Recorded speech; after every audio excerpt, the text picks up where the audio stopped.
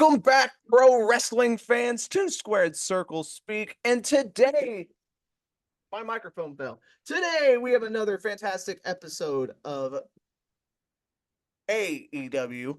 We're going to be recapping the week of AEW. I am Ryan. With me, as always, is my co-host, Nathan. Let's get into it. AEW Dynamite. It was started before that Tony Khan announced on Twitter that there were travel issues due to the hurricane. And so I'm not really sure who was going to be on this show and what kind of card we were going to have for this show. And that might have something to do with why a lot of these matches went really long. Right.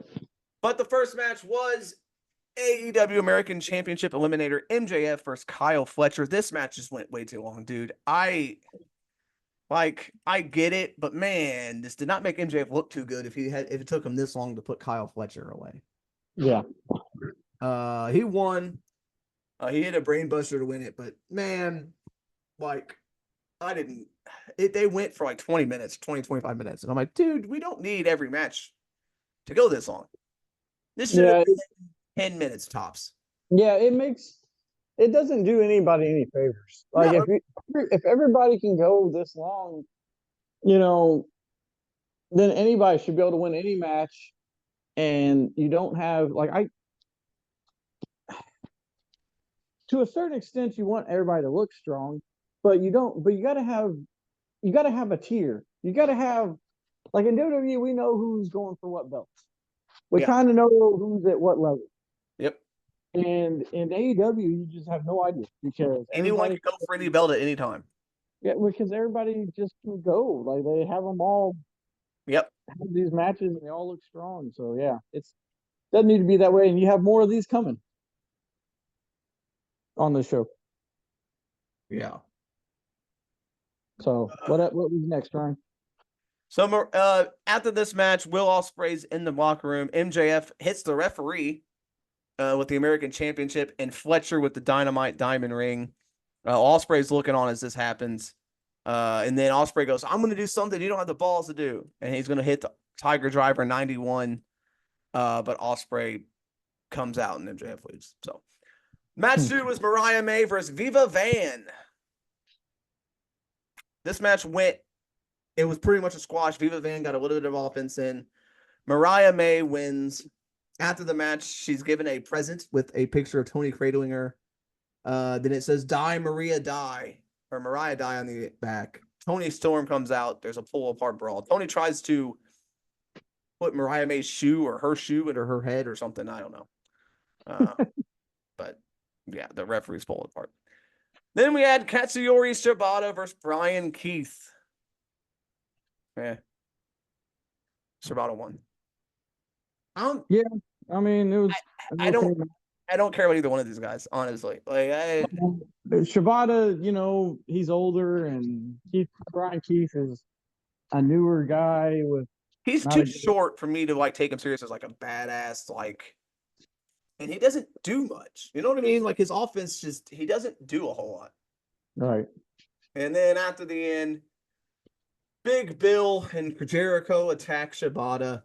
Hook is there to make the save. So Hook's back. This is still going on. It's never ending, man. God. When is this shit going to end? Jesus Christ. I can't believe we're still fucking seeing Hook and Jericho. It's been the whole year, basically. It is. It's been at least 4 months now. So then who cares? Then we had Orange Cassidy and FTR versus Roderick Strong, the Beast Mortus, and Roosh. Roosh wrestled in a shirt. I guess he didn't care. What the fuck, dude?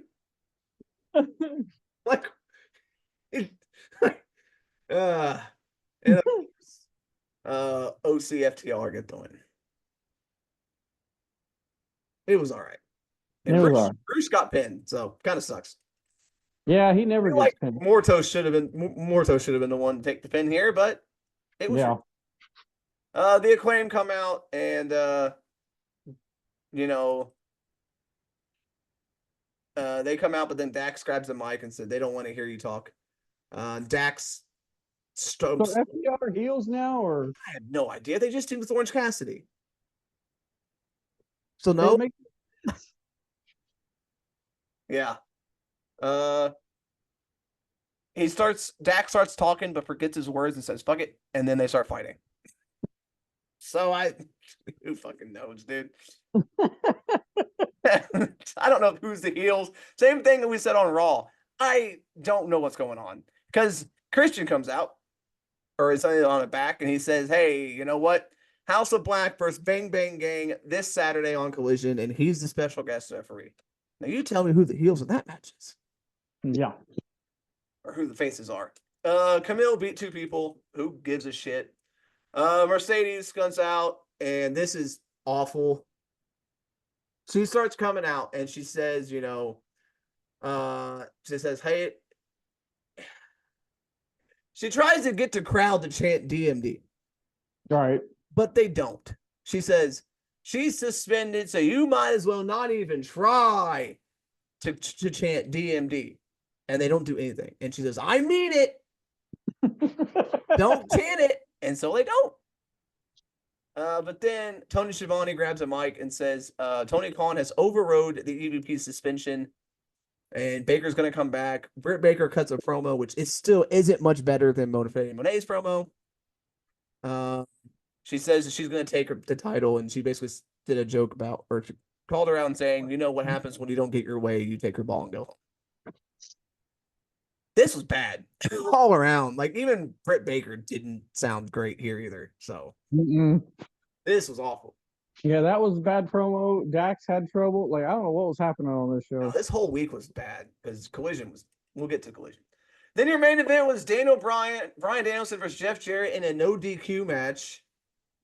Starts off with Jarrett hitting Danielson in the back with the guitar during his entrance, and then they fight all the way up to the concession stand.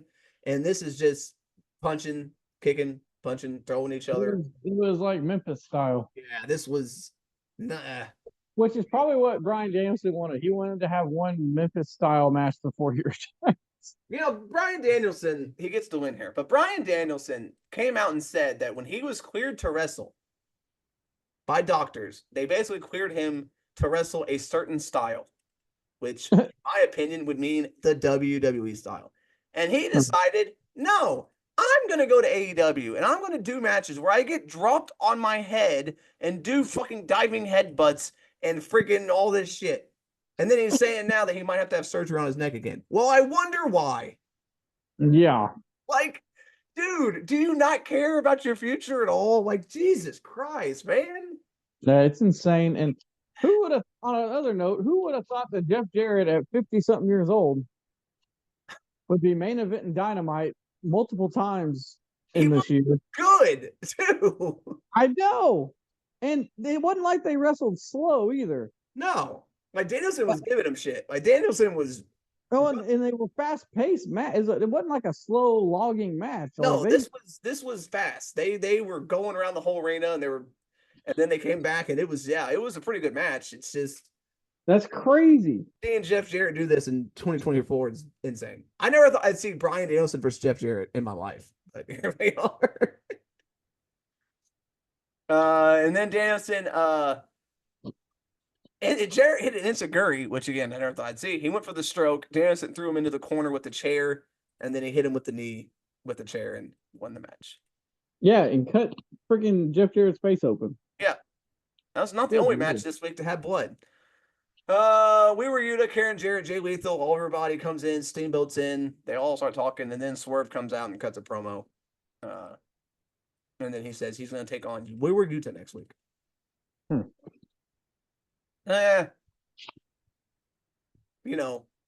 Decent show. Some of the matches were good. The Camille, Eve, Britt Baker, Monet shit didn't work for me. No. Shibata and Brian Keith was not great either. No. Yeah, a couple matches that were pretty good. Everything else was just not that great. No. To Rampage, which is a show no one even watches. So, Darby Allin beat the Butcher. Forgot the Butcher was still here. At one point, Butcher swung him, like, you know how they swing people. He swings people into the guardrail, power bombed him into the ring post, and then dropped him back first on the guardrail. God dang. Insane. And yeah, he's still won the match. Yeah, but yeah, he got right back up. And then Butcher went for a superplex. Darby bit him. By the way, that's not the only time you'll see biting. Daniel Bryan bit Jeff Jarrett. Darby Allin bit Butcher, and there's more fighting to come. And he then did an avalanche code red, hit the coffin drop, and Darby Allin wins. We Were Yuta took on Rocky Romero. We Were Yuta gets the win as he heads to his match with Swerve next week. And I think he is still currently the ROH Pure Champion or whatever. I think. I have no idea anymore, honestly. Then Private Party got a win as they took on Zayn and Dane Dawson. Who? I don't know, but they beat him. Oh, at least they finally did something. Yeah. God. Good Lord. And then your main event was Saraya versus Nyla Rose. Decent match here. Harley Cameron is out there with Saraya. She tried Sarai's on the apron. Nyla brings her up for a suplex. Harley trips her, grabs the leg, and Saraya pins her. During this match, at one point, you talk about Indy. At one point, Harley yells at Saraya to hit the page turner or whatever Paige used to call her move. Yeah. And Paige yells back, "It's not called that anymore." They're having fun, Nathan. Oh boy. Like, what the fuck are we doing? They're having fun. That's all this company's about. Having fun. Yeah. So then we go to Collision. Mm-hmm. Show kicked off with Darby Allin and Hologram beating the Premier Athletes. This match went way longer than it should have. Who was with Hologram? Darby Allin. He wrestled again. Jesus Christ. For no reason. He's not even involved in this shit. I don't know. Him and Orange Cassidy are just in everything. Yeah. Darby and Hologram get the win. Hologram Woods went for the Chaos Theory, and Hologram rolled through it with a pin to get the win. Hologram's 4-0, Nathan. So then we had the bull rope match between Deonna Purrazzo and Thunder Rosa. Might be one of the worst bull rope matches I've ever seen. They were both busted open, and then, I don't like it when people bleed, especially not women. I don't like seeing women busted open. They were both busted open, but man, they were stumbling, they were fumbling. They didn't really know what to do in a bull rope match, and they kept forgetting, that they were attached at points, and it was not great. There was a lot of hardcore stuff, with chairs and tables and the bull rope. But the ending came. Thunder hit a bulldog off the top rope through the table and then hit the Fire Thunder Driver to win it. All right. But wasn't my really style match. Then we had the Outrunners versus FTR. FTR get the win. The FTR's everywhere too now. I had to watch 2 FTR matches this week. It's insane, dude. Then we had Roosh and Preston Vance. Roosh again. Now, this match was not, I don't know, dude. There was a moment where, I don't even know what happened. So Vance was like throwing him into the ring or into the ropes, and Roosh hit the ropes, stopped, turned around, hit the ropes again, and then Vance hit him with the spear. It was so goofy. I guess they didn't know where they were, and Roosh was like, one of them forgot. And so it looked bad. I legitimately heard people laughing in the audience. Yeah. Roosh gets the win, but this was not good. Yeah, I agree. I don't even know why this happened. I don't know, but and Roosh, who was the bad guy here? Because Roosh was just on a heel team on Dynamite, but he felt like the good guy here. Yeah, well, Preston Vance, I don't even know what happened. Is he wrestling on ROH? Because we never see him play. He hasn't been on the show in like 2 years. Well, it's maybe not that long, but yeah. And yet here he was, and Roosh wrestled like the face, but he was on the heel team on Dynamite. So I am completely confused as to who was what anymore on this show. Yeah. I don't know.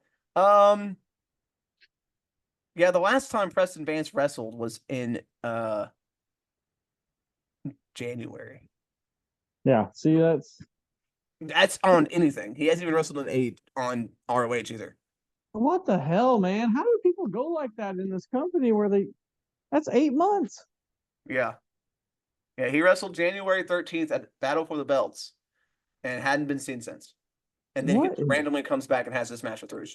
And they acted like there was history. And yeah, there was a year ago. I know. How are people supposed to follow this shit? I have no idea, dude. This match sucked. Like, because Rouge did not work well because Preston Vance isn't that great. Well, And he's Rouge, not. He's not. He hasn't wrestled enough. yeah. I mean, even when he was, he's been in this company for 5 years, and I bet he's had less than 50 matches on TV. I guarantee he's had less than 25 matches on TV. I mean, 25 matches in 5 years? Yeah. That's insane. That's ridiculous. Yeah. So I want to get your thoughts on this next match. We had an AEW World Championship Eliminator. This split the internet here. We had an open challenge, and Swerve Strickland had an open challenge, and it was Tomohiro Ishii who accepted. Okay. Now, I did not like this match. Yeah. I'm not a fan of Ishii. He's slow, No, and he's older. and Swerve did what he could, but to me, this match was not good because it was just a lot of. There were moments where Swerve was throwing like really, like non-stiff, like really soft shots at him, elbows, and it just looked bad. And I don't know. I wasn't a big fan. And the internet, some of the people on the internet were with me saying this was dumb and why is Ishii even getting this shot? And it didn't look good. And there are some people saying this was one of the best matches ever. So I don't know. It depends on what you like, apparently. Yeah. I mean, it was okay. It was a decent match, but Ishii is just not. I don't know. I've never liked Ishii because his style is just, I'm just going to like hit you. Like, you know? Well, but see, here's the thing: is like before he got a lot older, like in the last, I'd say before 2020, he was basically Japan's Kurt Angle, is what he was, and he was Japan's Kurt Angle, and the crowd was really into him, and that's why he has this reputation. But yeah, he's way past his prime. Yeah. I mean, some people love this match, and I guess if this was for you, that's fine. This wasn't my style match. There was a part where they just kept trading headbutts, and Ishii just kept kicking out of everything. And I'm like, all right, this dude, like, he's 50. Like, but of course, Swerve Strickland won. Then we had Hikaru Shida beat somebody. Beat her really quick. Don't know what the point of this was. Just to get her a win, Ryan. Get her a win. And then we had the number one contenders match for the Trios Championship with special referee Christian Cage. House of Black versus the Bang Bang Cage. Yeah, Bang Bang Gang. 3 heel groups. Yeah. Going against each other here. Yeah. Christian wore a turtlenecks referee shirt, which is just fucking hilarious to me. This is a decent triple threat match at the end. Both men were down. Everyone's down. So Christian starts counting. He gets to 9. Buddy Matthews gets up. Christian hits him with the spear and then counts to 10. So there's no winner. And then they all get in the ring and they destroy everybody with chairs. Even Mama Wayne gets involved. And